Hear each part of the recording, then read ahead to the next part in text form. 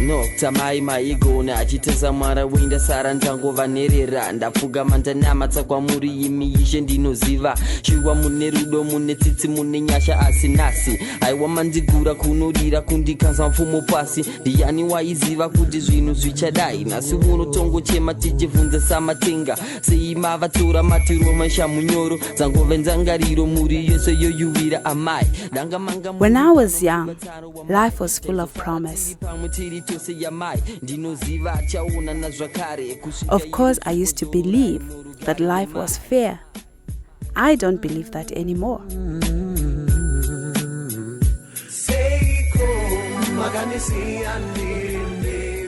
Tatenda does. Look at him. He's so sure of himself. I think he wants to tell my story to prove to me that I can still be loved, even though I am HIV positive.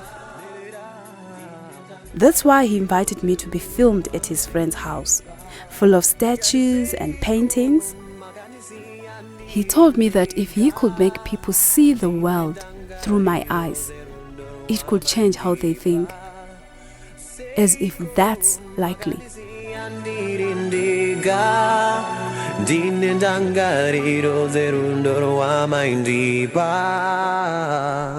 Chiedza, hapana anomboona fesi yako zvauri kutya izvo zvekutoita kuti tigadzire firimu rineri. Saka ndiudze zvakare, mati muri kuda kuita sei nenyaya yangu? Tiri kuda kurigadzira kuti rionekwe munzvimbo dzemuHarare, uyezve toda kuti vechidiki vakafa nezera rako vazive kuti zvinomboita sei kurarama neutachiwana hweHIV. Saka munofunga kuti zvamunoda kuita izvi zvichaita kuti vanhu vafarire vanhu vakaita seni, vagotibatawo sevanhu? Zvichitadzani? Ndakufarira Tatenda. Kubva patakasangana hauna kana kumbonditarisira pasi nekuda kwokuti ndine HIV. Wandiona semunhu akangofanana nevamwe. Kuziva kwangu vanofunga kuti vari nane panewe kana uine HIV. Handifungi kudaro. We couldn't agree. So Tatenda suggested a deal. I said I would like to be in his film as long as he does not show my face. In return, he agreed to put a question I had brought along to the audiences watching his film. It is a question I made up to judge how open people really are. I won't tell you what the question is yet, but I think it challenged even Tatenda. Saka iwe uri kuti mubvunzo uyu toubvunza kuvanhu mushure menge vaona film vese munharaunda dzese dzatinenge taratidza, and then vozotiudza zvavanofunga after vaona film. Eka saizvozvo. Yeah, zvakaoma, but I accept the challenge. So that is how I found myself sitting in front of a camera telling my story.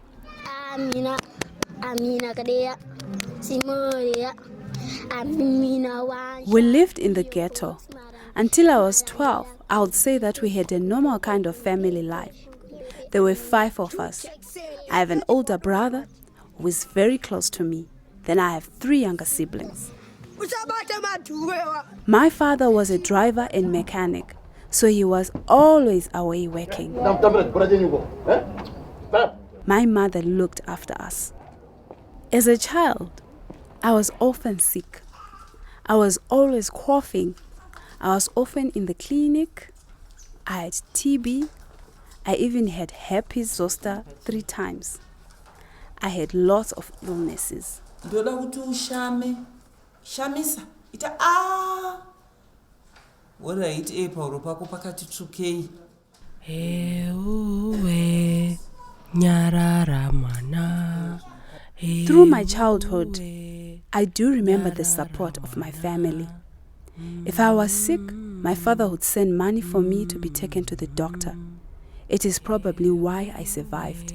I remember my mother comforting me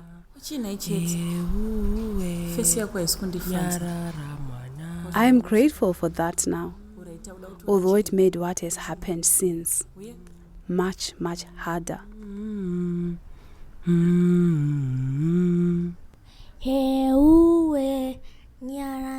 I still cannot say for sure how I got HIV. It might have been when I was born, or it could have been an incident with a neighbor. Chiedza. Chiedza. Chiedza. Chiedza. I was only about 6 at that time. Chiedza. He took me next door. He said to play a game. He raped me. Of course, I did not understand. He told me not to tell anyone. But I did. I told my mom. What is it? Handidi kuzvinzwa kuzvinzwa. Handidi kunzwa uchizvitaura futi yakuno. Handidi kunzwa futi uchizvitaura kuzvinzwa. Handitombodi. Handidi kuzvinzwa uchitaura. To my intense surprise, I got the thrashing of my life that day. It was not the last time I was punished for something not of my doing. Nyarara mwana.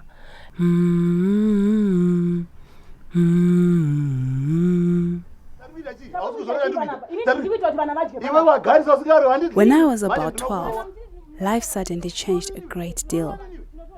My parents had a worse than usual fight. I was watching. My mom was beaten until she bled. I remember my mother's words as she left. If I stay here longer, I'll have to live in a coffin.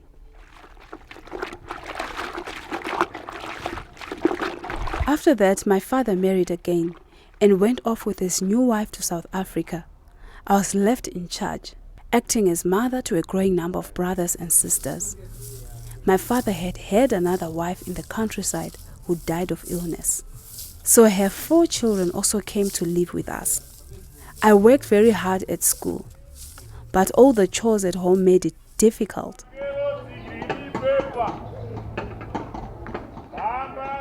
Chiedza's diary. Chen June. Nasinda wacha mbatya dzose. Ndikabikira vaning'ina vangu vane nungo zvekudya. Ndikatsvaira mumba. Kana zviri izvo zvinoitwa kana munhu waroorwa. Kuita basa rese nekurohwa. Kana handifi ndakaroorwa. Ngavagare varume vacho. Handinei nechekuita navo. Okay, saka ndizvo zvauchiri kufunga here? Ndizvo zvandichiri kufunga. Pamwe nekuti handisati ndasangana nemurume anonyatsondinzwisisa. Chiedza, chimbomera kuti asakamera. Ngatimbotaura tese tiri to forget about the camera. All right. So, unofunga kuti unogona kuroorwa nemunhu ari HIV positive here? Aiwa, kana. Neuri kudaro. Unofunga kuve ne-HIV kunoita kuti ndive munhu akasiyana nevamwe vanhu. Takasiyanei nevamwe vanhu? Yeah. Zviri kundiratidza kuti iwewe uri kuda kuwanana nemunhu anonzwa nyaya yako, anokunzwisisa, uye wamunonzwanana uyezve zvisinei nekuti ari HIV positive kana kuti ari negative. Sei wadaro? Asi wave kuda kuedza kuva mukomana wangu. Alright. Ndinofunga tave kuti rasikei panyaya yedu yatatanga tichitaura. Ngatidzokerei panyaya yedu. Saka pesa apa wanga usiri kuziva kuti une HIV here, and pane zvimwe zvawamboziva here maererano ne-HIV? Ndaive ndakambonzwa nezve-HIV. There was a woman next door who was sick. Asa, kumkazi pa next door makaonera kuti zvinakumira mushe. Uya vere imhosva yake ari kutorwara kane AIDS. Amemana tingambomuzoretse sikuruma nechekuchera we. Such attitudes are not surprising. It's what we learned at school. There was a class about sexually transmitted diseases. Right, boys and girls, who can name 6 sexually transmitted diseases? Yes, Fiona? Gonorrhea? Yes. Herpes? Ndakambonzi ndinayo. Asi handisati ndakamborara nemukomana ini. V. Are we together? Yes. Right. You get HIV from sleeping around with boys. Are we together? So girls, don't sleep around with boys. I was left believing that you must have had lots of sex with lots of people to get infected. Are we together? Yes. Good. Clap hands for yourselves. My generation see it as a punishment for sleeping around. Wakazoziva sei kuti uri HIV positive? Urini? That wasn't until I was 15. It was the week I was to do my O-levels. I got sick again, but this time it was much worse. I could not walk.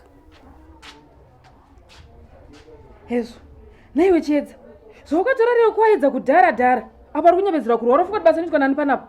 Ufunga basa rinoitwa nani panapa yawakarara uchinyepedzera kurwara ipapa? Mukoite basa kwaedza kare. My stepmother was back at home because my father was now working in Zambia. She thought I was just skiving from the chores until she saw that I could not get up and realized that I must be very sick. My father sent money for me to go to the hospital, but I think my stepmother needed it for something else. She had other ideas of how to cure me.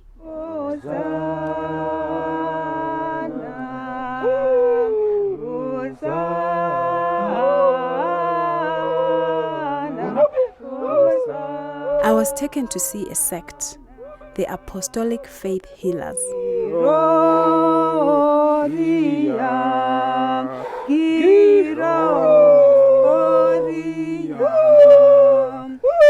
Kumapostori kwandina kuenda kuchipatara. Ane mavhiki maviri chete hakuna. Endai naye kumba. Zviri kuita kunge ndatofa kare, asi vari kudarirei nai. Ndava kushedzera.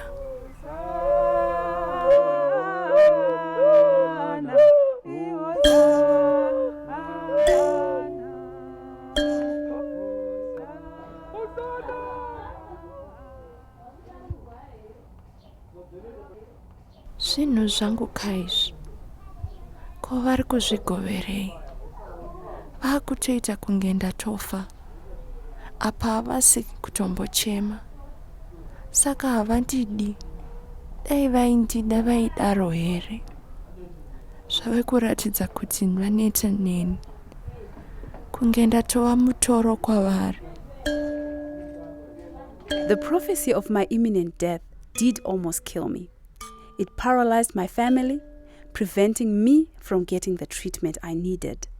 It would have become a self-fulfilling prophecy if my brother George had not come to my rescue. Chiedza, munari kurwara kau. Munari pananda kuchipatara. Jemupostori wenyazi shande izvi munari pananda kuchipatara. Ari kurwara.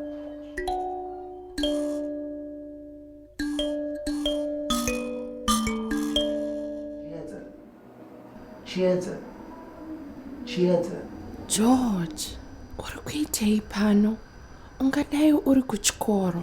Chiedza, ndakarota uchirwara zvisingaiti, ndokusaka ndauya. Unoita zvakanaka handiti? Ndichapota ndichikuchengetedza. Ende wangokarara kwenguva yakareba. Handichaziva kwandiri. Pastor vaye vakati ndichafa. Asi ini ndakazviramba. Uri muchipatara Chiedza pari. I was in the hospital for weeks. I lost my memory of things. They told me I had TB meningitis, which is when TB affects the brain.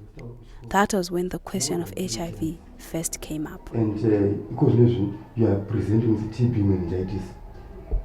Kuchiremba vari kuti chiko. Ini handisati ndambosangana nemurume pabonde. Handingaiti HIV. Pane pavari kukanganisa chete. Ari HIV positive. Saka iwe tikakutesta ukaita HIV positive. Unofunga kuti uchazvitambira sei? Doctor, ndinozviuraya ndikawanikwa ndine HIV. Ndinozviuraya chete.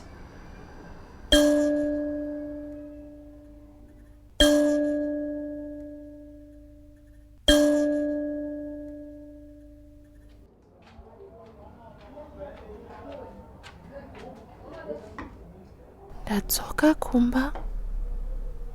Ko ndauya sei kuno? Handisi kumboziva kuti ndadzoka sei.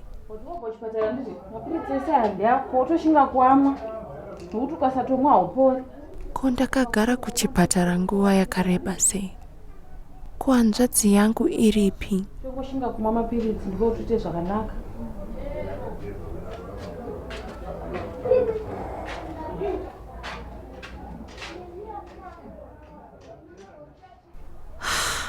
Iyi plate yangu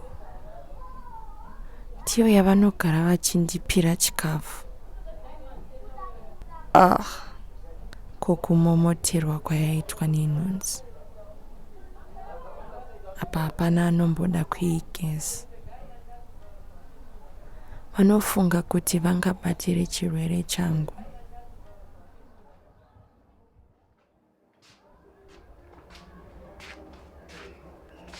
Chie, mama yako wada kuona. Yes, Chiedza.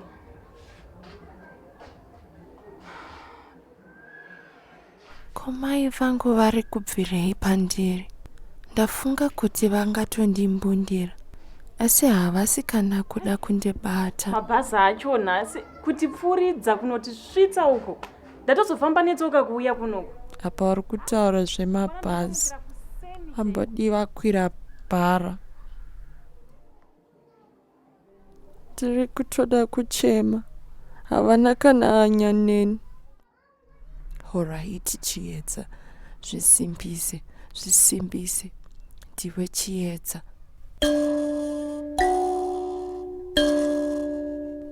Ndiwe Chiedza iwe.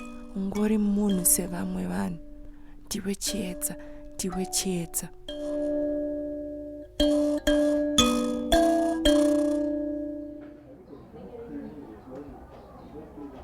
Wava mumwe musi mangwanani, ndakanzwa vachitaura nezvechirwere. Ipapo ndaikosora. Munhu wese akatiza kubva pandaive.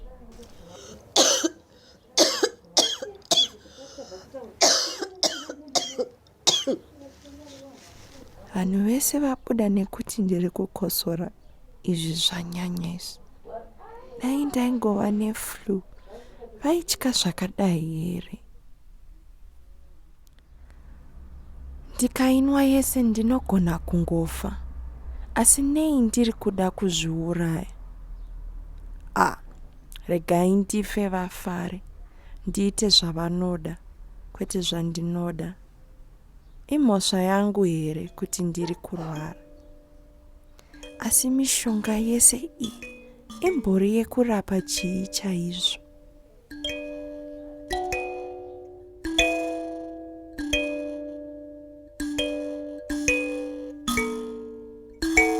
Okay, Chiedza. Nyatsa kunditsanangurira. Pawakabva kuhospital, wanga watotestwa HIV. And vanhu vekumba kwenyu vanga vaudzwa results ako. But wewe hauna kuudzwa. Wakazozvidiscover uye wakanzwa kuburikidza nekutaura kwaita vanhu. Can you tell me why? Amen. Pamwe nekuti ndakaudza chiremba kuti ndikanzi ndine HIV ndinozozviuraya. Also, I was a minor, and my stepmom and mother did not want to tell me. Perhaps they were trying to protect me, but it was much more likely they were unwilling to face up to who else in the family might be infected. You know, there were moments I really did want to kill myself, but I could not find the strength to do it. I remember one night when I almost gave up.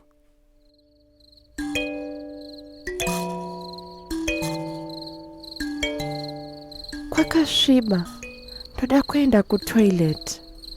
Asi ndosvika sei ikoko? Okay, mbijana.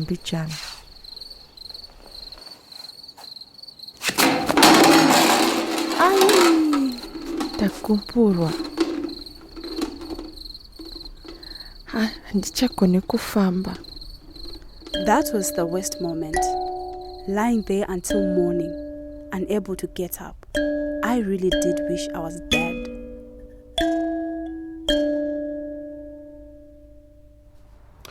Okay, for now katimbo break imbichana nekuti ndinoona ke waneta ndaneta, so let's just break. Alright, Chiedza, nyatsa kunditaurira ndinzwisise, ndiri kuteerera nyaya yako. Hezvo naiwe tatenda unongorwa chingondibvunza mubvunzo. Iye zvino hapana chiri kutorwa, saka yave nguva yangu yekuti ndikubvunze. Pane zvandinoda kukubvunza. Unofungei pamusoro pemunhu asina HIV akadanana nemunhu ane HIV? Handioni paine dambudziko. I mean medically. Zvinongova nenjodzi chete kana mukaita pabonde musina kuudzana status yenyu. Kare HIV ndo payaityisa, asi zvino izvi haichaurayi nenhau kuti pane ma-ARVs. Zvinongoda kungonwa mishonga yako sekutaurirwa kwaunenge waita nachiremba. Uyezve zvisinei nekuti uri HIV unokwanisa kuwana munhu wako waunenge wanzwanana naye uyezve anonzwa nyaya yako.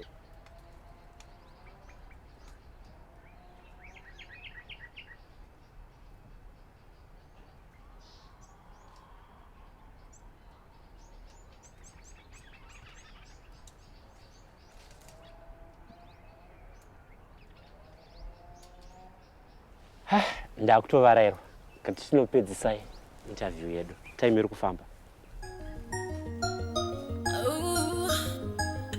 It's a nice music. But I hate so. Just a little bit more. Just a little bit more. Just a little bit more. Just a little bit more. Just a little bit more. I think I should pass it. Shandon, Shandon try way. You like to manyemwe. Cause I know, unon did I way. You love me. Just a little bit more. Love me. Just a little bit more. Gavasa shame sinchitaura nezvako. Hanza wana mukadzi awana chakanaka, awana notkamwari, awana anovaka, saka pawe. Okay. Paya tambokusiya uine kushushikana, uine kutsamwa kuzhinji, uchirwara zvakanyanyisa. Uine pfungwa dzekuda kuzviuraya. But ndakakutarisa right now, ndiri kuona musikana akanaka, ari smart, musikana ari kupenya kumeso, uyezve musikana ari kugona kuchikoro. How are you doing it? I can tell you the day things started to get better. It was my brother, my guardian angel, who once again came to the rescue. Ndafara kuona hanzvadzi yangu. Ende afarawo kundiona apa aripo ndinotoona musiyano. Andipa haki paasvika pano. Vamwe vese vachindisema. Saka nditore munhu sevamwe vanhu ka. Dai ndine nzara. Chiedza, don't worry, appetite yako ichadzoka, ndozvakataura doctor. Habari nezvino zvangu shamande nzara shamari, mira nditumbo kudya shamari. Pamwe ndingawane pawo. Tarirawo uone zvavanoita. Vari kuita kunge abvisa hembe dzake dzose. Akasara akashama, achitamba ari pamusoro petebhuru. Hanzvadzi yangu ndinoida. Ndiri munhu sevamwe vanhu. George, wati une zvauda kundiudza? Chiedza, zvakanzi nemadoctors kuchipatara HIV positive. Saka zvinoreva kuti ndave kutofa ka? Chiedza, hazvireve kuti wakufa. You're gonna be okay as long as you're taking your medication. Kwangoramba uchingomwa mapiritsi ako, you'll be okay. You live many years, uchatogara makore akawanda semunhu wose, as long as ungotora medication yako. And you should know that I'm there for you. Doctor vakati ukangomwa mapiritsi ako, you'll be okay. You're gonna be strong and well, just like everyone else. Chero ungomwa mapiritsi ako, handiti? My brother was the first one to be honest with me, and it really helped. While I was recovering, my mother found out she is also HIV positive. Suddenly we understood each other much better, but she was now so weak, so hurt that she needed my help. not the other way round. Then one day I went to a different clinic and I met Sister Joyce. She was wonderful. Oh, yes, Chiedza. Huh? Oh, you need a hug, Manango. I told everything to Joyce, the neighbor who had abused me as a child, the rejection of my family, my mother finding out she is positive as well. I asked her how she thought I would have caught the virus. Zvokuti iwe pamaoko wana mufurikidzanani nemuvakidzani wenyu aikuita zvese zvaiita izvi nokuti tambotaura nyaya yekuti HIV unoiwana sei ichitarisazve kuna amai pakuzvara. I remember after seeing Joyce, the question of how I had caught the virus kept going through my mind. It could have been the neighbor, but equally Joyce said I could have caught it from my mother when I was born. Handizive kana nababa vangu vari HIV positive. Mukadzi wavo mumwe wekumusha akafa nechirwere. Ndosaka vamwe vana vavo vakauya kuzogara nesu. Zvichida vane chirwere navo. Kana baba vangu vaine chirwere, pamwe havana kudza stepmother. Vanogara vachimwa mushonga uye havadi kuti zvizivikanwe. Joyce told me that I should try to get my siblings tested. Otherwise they could suffer as I had suffered. I did suggest it, but my father was not having it. He was also determined that I should not have any male friends. Chiedza! Iwe Chiedza! Watanga kafuti nyaya yako yechikomana kurodhi wewe. Ndakuona uchifichukawo natoti kurodhi wewe. Udakurowa ndakwatora baba wako wakajedzwa stereki. Munhu asinganzwi akaita sei? There was a boy who I made friends with at school. Just friends, no more. My dad was back in the country now. As soon as my stepmother saw me with the boy, she told my dad. He accused me of sleeping around, saying that was why I'd got sick in the first place. He threatened to kill the boy. After seeing what he had done to my mom, I believed him. Chiedza. Yes. So that was that. It was the last time I saw him. At that moment, even though I was top of my class, my dad also stopped paying for me to go to school, saying he had spent too much on me already. I think he assumed I'll die soon. Luckily, my doctor helped me to study. The other thing that really helped me to grow strong was meeting kids like me who had grown up with the virus. Guys, meet Chiedza. And this is... It made me realize that I'm not alone. I remember sharing stories of how we found out our status. Ndanchiti gogo vangu vakanditora vakandiendesa kuclinic. Gogo kanditora vakandiendesa kuhospital. Patikasvika kuhospital tikapiwa matablets zvikanzi ndifanire ndigare nchimanwa every day. Asi chakandinetsa ndechekuti ndakapinda mubedroom magogo vangu, pandavhura madraw emubedroom magogo, pandaona matablets nemapapers anga arimo. Mapapers aya aitaura kuti I'm HIV positive. Zvinhu zvakandirwadza nekuti gogo havana mumbinge vakanditaurira. Ndakabva ndanyora tsamba ndikaiisa pafridge. Gogo vakaiona tsamba iyi, vakabva vazonditora vakandiendesa kwaSister Rumbi, ndovakazonditsanangurira. Zvakandirwadza nekuti vanga vasina kundibudira pachena kuti ndozvazviripo. Ende handizivi pamwe vanogona vakandiwanira zvinhu. Saka uchakavatsamwira? Ndichi ndakavatsamwira. Pamwe vanogona kutonyepera zvimwe zvinhu. Usually it was much better if children were told directly by their parents or carers when they were still young. Then they'll grow up accepting it. Manje ini zvangu zvakasiyana nezvimese. Ini vabereki vangu vakagara neni pasi vakanditaurira kuti kuva nechirwere hazvina kumbova zvakashata. Vakanditaura kuti ivo vatoriwo muchirongwa chacho vakutotorawo mapirizi. Saka una kuvatsamwira? Handina kumbovatsamwira nekuti vaindiudza zvese. I went back to school, but I lived a kind of double life. or even triple life. School was difficult. I often had to walk several miles to get there because I did not have money for the bus. For some time, my memory was bad, but I was determined to do well and prove myself. At school, I told no one my status. At the clinic, with all the doctors and other HIV-positive kids, I could be completely open. I could be myself and not be judged, so I did not mind who knew my status. It was a real contrast to home. There, my family knew I was HIV positive, but they were paranoid about people outside the house finding out. And they expected me to keep it a secret, but not to protect me, but to protect them. Sometimes I had daydreams of going out into the neighborhood with a giant megaphone. Ndini Chiedza.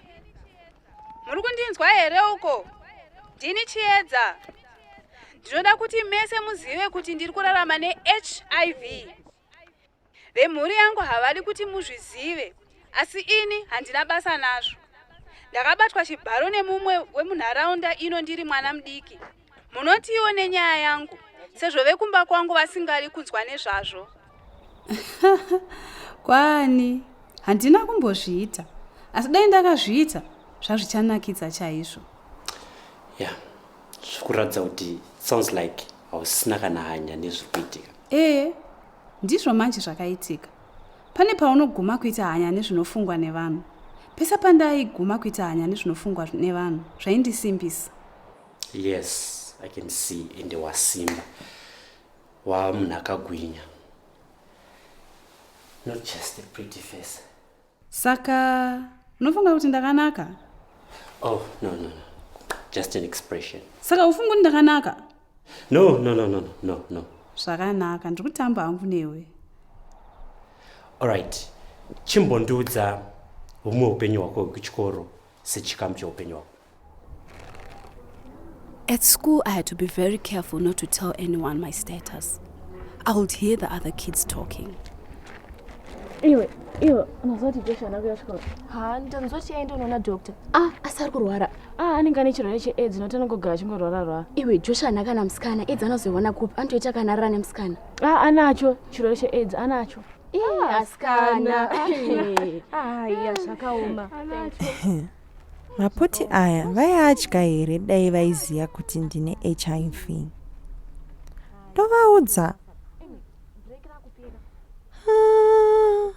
Handivatrust ava. Ndofarira kuva pakati pevanhu, asi iye zvino ndiri pangu ndega. Some of my HIV-positive friends had much worse stories about school. One of the group told me a terrible story of how he stopped going to school after he was singled out by a teacher in the class. Okay, class, we are now going to talk about HIV. I understand there's one of you is HIV positive. Joe, stand up. Tell us about HIV.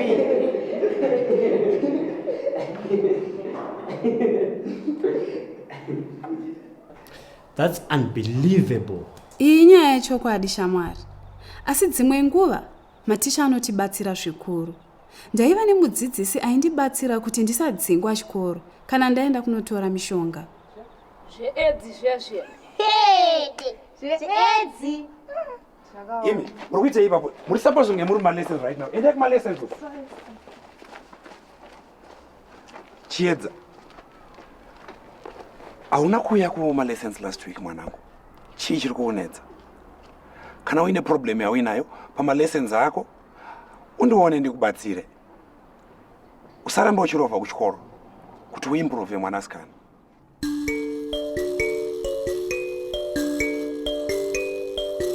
So teachers can destroy us, but they can also be a real force for positive change. Some of my teachers helped me a lot. And as I recovered, I grew stronger inside, trusting myself. I worked very hard because I knew if I had faith in myself, I could make it. Okay, ngatichenderai mberi nenyaya yedu.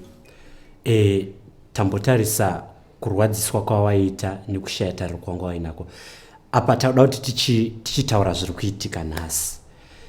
Tiri kuona kuti iwewe uri kuuniversity. Yes, I got into university. That was one of my proudest days. I am now studying biochemistry.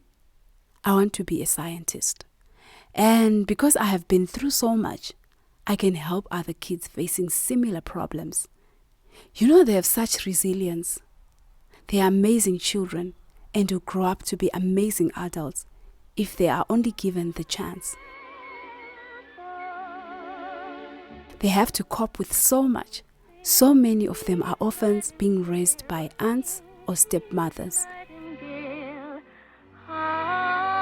Zimbabwe is now a country full of Cinderella stories.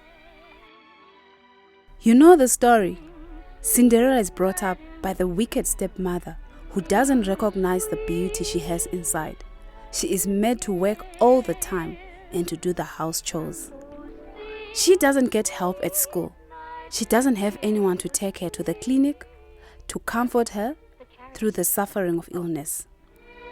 Why, Cinderella, you're not ready, child. I'm not going. Not going? Oh, what a shame. But I think we need a twist in the Cinderella story. Sometimes I try to look at it from my stepmother's point of view. She married my father, who works mostly abroad. He probably has other wives there. She's left with 5 extra children. One of them turns out to be HIV positive. She's probably worried she might have been given HIV by my father. She desperately needs help and solidarity from neighbors and others in the community. But she is instead terrified that she will become a laughingstock because we have HIV in the household. She is worried I will spread TB or some other infection. Perhaps we should have some pity on the wicked stepmother.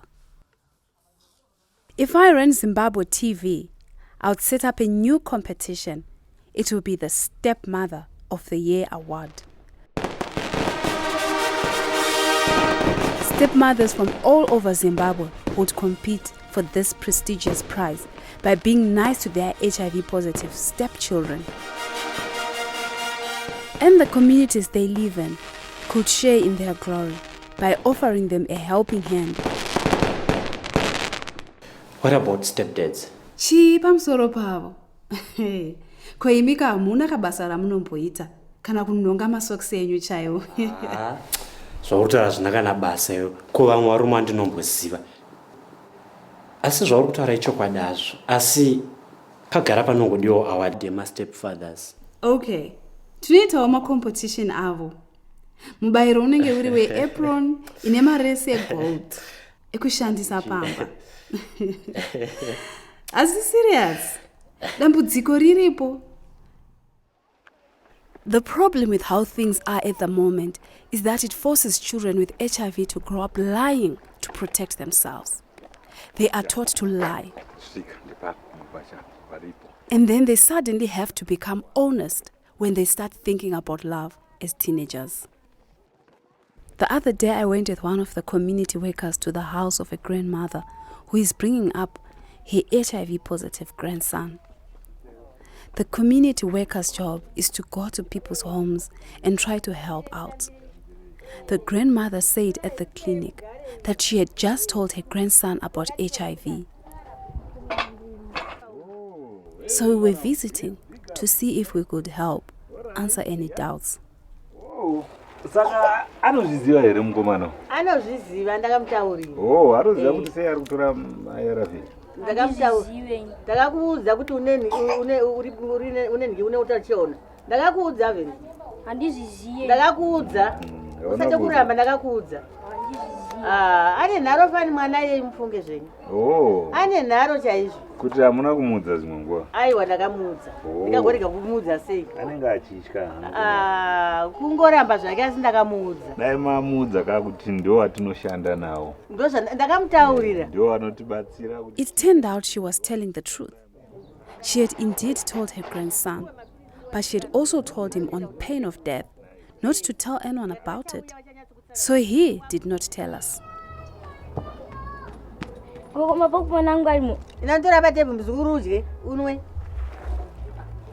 Ndo zvimapirisi ari kuti mapokuponi. He even has to refer to his medicines as popcorn, so no one else will guess he has HIV. Imagine, by my age, he's going to be an expert at making up stories.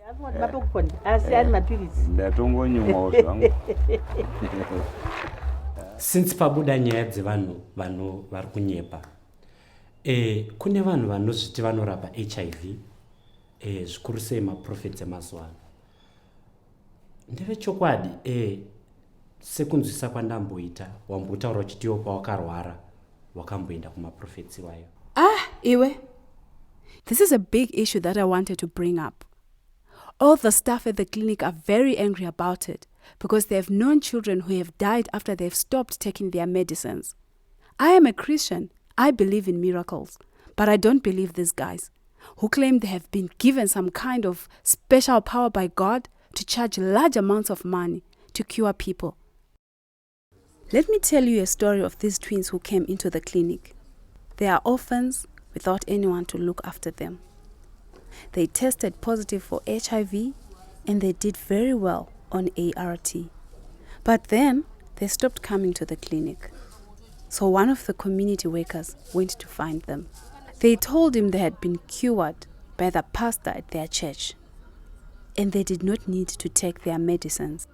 The community worker told them what we always tell them. Go to the church to pray, but if they believe they have been cured, they should also come into the clinic and get themselves tested again. If they are really cured, the test will show it. So then a few days later, one of the twins came back into the clinic. So ukaona uchiri positive unoita sei? Handisina kutenda. Nekusina kutenda? Yeah. Ora ndikandokuratidze mari dzao dzako. Ati ndakambokuudza kuti anenge akamira sei? Ehe. Uri kuona kuti uchiri positive. Pane test yekutanga uchiri positive. Pane test yechipiri uchiri positive zvakare. Handisi paita marani maviri sekutsanangura kwandakamboita kare. Alright. Ehe. Saka iwewe ndoda kuti urambe uchimwa mushonga wako. Alright. Handisi? Yeah. Ehe. Nekuti ukarega kumwa mushonga unogona kuzorwarisisa kana kutozopedzisira wafa. Zvakashanda here? Kwete, vakomana ava vatove maasha muchechi iyi uye havana kuzombodzoka zvakare kuclinic. Nyaya dzawataura dzakasiyana siyana ende dzichibata. Dziri kuratidza vana vechidiki vari kurarama neutachiwana hweHIV, kushaya rutsigiro kwavanoita kubva kumhuri dzavo. Asi ndinongofunga kuti maexamples chete auri kungondipa, I mean, zvakanyoshata here sematauro auri kuita. The other day I went to a presentation of some research they have been doing at the clinic. So we've been conducting a survey of the burden of HIV in 7 communities in Harare. We to date have had 3,273 children in the age range of 8 to 17 years. Our findings are that 2% of children have HIV, i.e. 2 out of 100 children are HIV infected. Wow. There are so many HIV positive kids. What is of note is that 54% of children who are HIV infected do not know their status and have not been tested before. So there is a real gap in testing. And half of them have never been tested. They'll get sick and die if nothing is done. That is awful. I thought life was unfair to me. But now I almost feel lucky. I could so easily have died. We've also found out that even in families where one of the parents or children is known to be HIV positive, the other children are not necessarily being tested. We know this because we've been testing all children who come to primary care clinics in Harare. 1 in 20 test HIV positive. It turns out that 2/3 of these children have a parent or sibling who is already on treatment for HIV. This means that even when parents know that children are likely to be infected, they often do not bring them in to be tested. Oh, that's like my family. My younger brothers and sisters have not been tested, even though they know I'm HIV positive. I thought the problem was just in our family. but it's much more common. Saka ndozvikuita kuti ufunge kuti you are one of the lucky people wakakwanisa kutestwa vachiri vadiki vakadiscover HIV yavo. And semaonera ndiri kuita uri kuratidza kuti uri right and there is nothing wrong. Handizivi wakatoita go through over the challenges already. Ndatoraiti kunyange zvazvo ndichiri nematambudziko. Dambudziko rangu guru nderekuvimba nevanhu, trusting people. Usofunga kuti ndakanga mabheti ndichiri kuzviziva. Handifungi kuti vanhu vachareactawo kwandiri. Ndosaka ndichiri kuti hangu handidi kuti ndionekwe face yangu. Uchiri nechipepa chiya? Ndinacho. This one? Yeah. Tienda unobvunza vanhu. Izvinezvi. Izvozvi enda. Aiwa, promise shoma. Okay. Ende kakumirira pana. All right.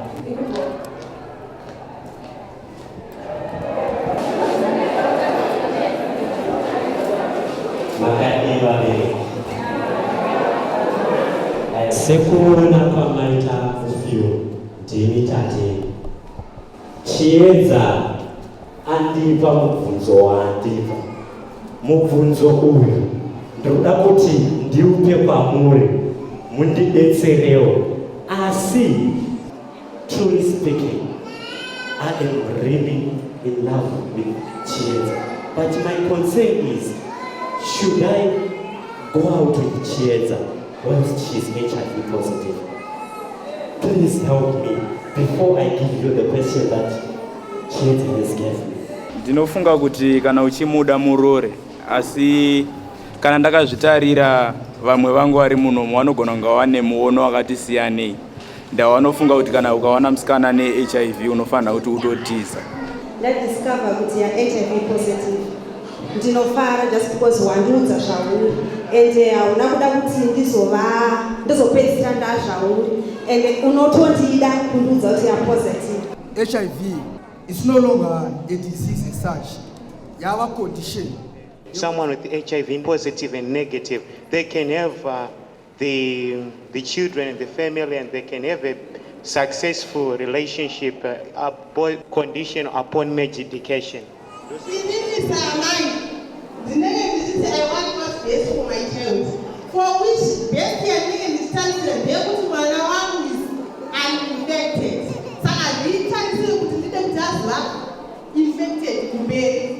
Toda kutaura chokwadi. Ukaona vana vasvika papoindi yekuti rudo rwaakujeka, vakatodanana kare. Saka chekuti ini ndichamurambanisa hapana zvazvichaita. Ndakutongoteedzera zviripo. Ini ndizvitambire.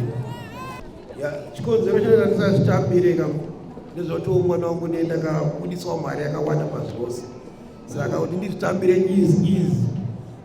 Ndotoedza kutomuudzawo mwana wangu kuti gwara rawanda iri ini ndende wako handina kugofamba naro zvakanaka. Kana wamudza kuti ende tinotestwa akaramba, then obviously kuti something's wrong nemunhu anenge ane HIV, pane zvaanenge achaita.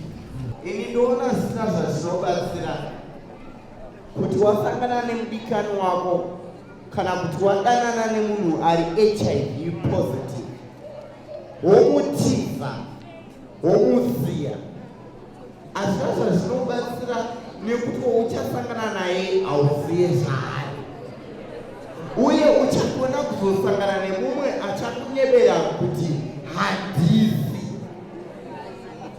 iye ari HIV positive.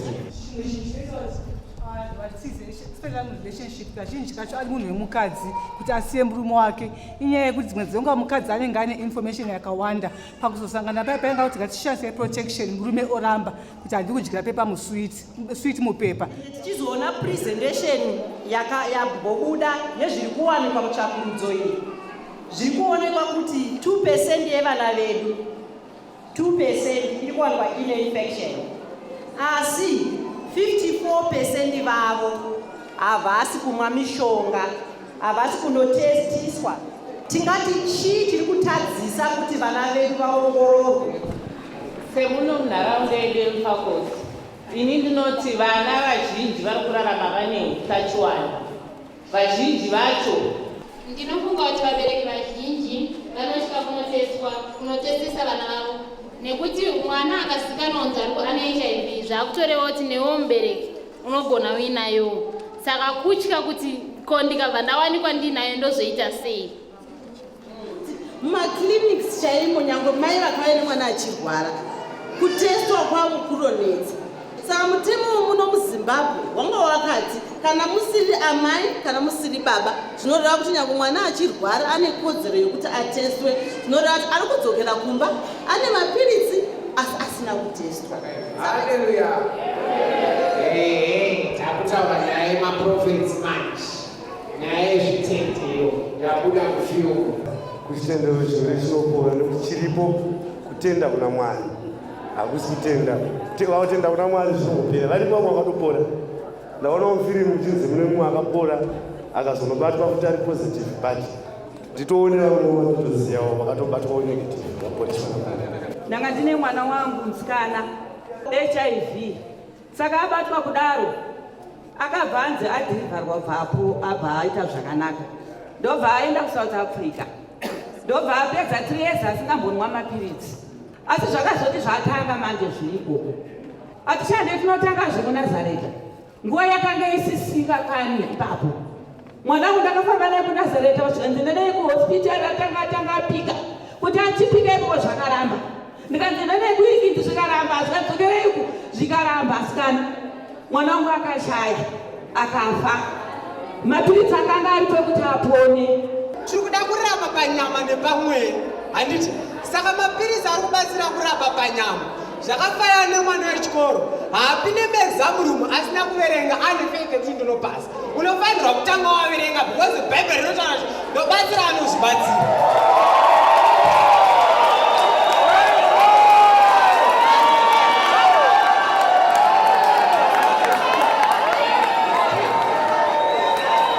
And this time, I'm now giving the question that Chiedza has gave me, and I would like you to respond it through yes or no. Kana ndikasangana nemunhu wandinona tonyatsowirira zvekutoda kumuroora asi pandinomuudza obva ati ari HIV positive ndopfuurira mberi here kana kuti ndotiza. So my results now open up, right? I'm so privileged to be the first one to know these results. So,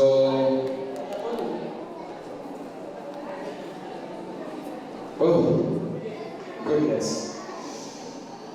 I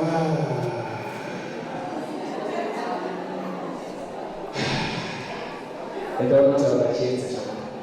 I don't know how to Chiedza. Go and tell Chiedza.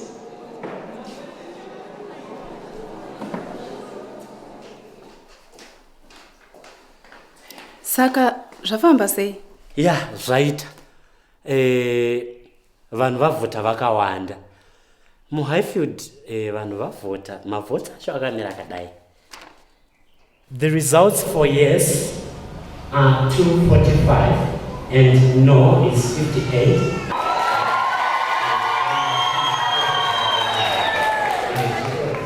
Handiti wazvionaka ndambokuudza. Vanhu vazhinji zviri kuratidza kuti va-open minded ende zviri kuratidzwa nemavhotsi aitwa muno muHighfield. Oh, hakusi kuti vangonakidzwa nefirimu? Ichokwadi vanhu vaona filimu ende zviri kuratidza kuti vanzwisisa nyaya yako. Vanhu vazhinji vari kuratidza kuti vari kusaidi kwako. Handifungi kuti pane mutsauko. Anyway, ndine test yandiri kuda kuita pauri. Test iyi inondiratidza kuti munhu anonditora sei. Inoshanda sei? Simuka. Hoya nyatsosebera wako padhuze.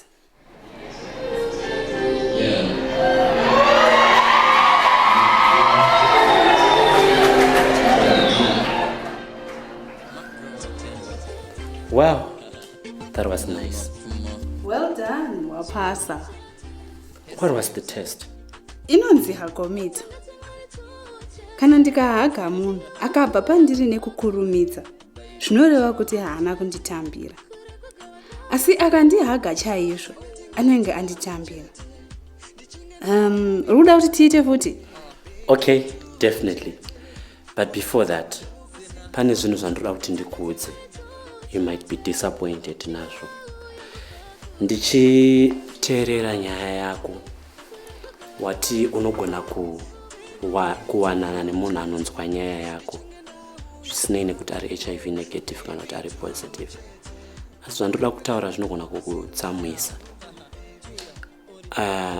I am also HIV positive. Oh no. Come on. Don't start to discriminate me. Kwete, usatombotya. Andikusaruri zvachose. Munhu akakosha kupfuura utachiwana. Ndangoti chete handifungi kuti kana pave nekudanana hazvirevi kuti vane HIV vanofanira kutsvakana voga. Zvakadaro hazvo, ndinongofunga kuti kana masangana vanhu muchiwirirana mese muine utachiwana, zvakangonaka kuti mudanane chero munhu wasangana nemunhu. True. Oh my baby.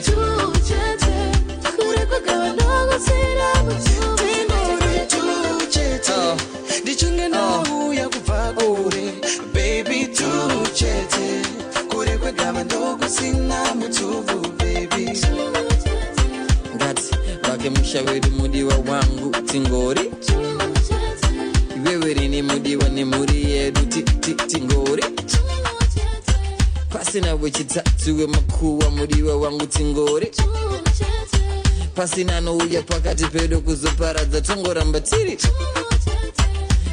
pasina vemakuwa mudiwa wangu tingori kure kwegava ndokusina mutsubu ngatingofamba tiri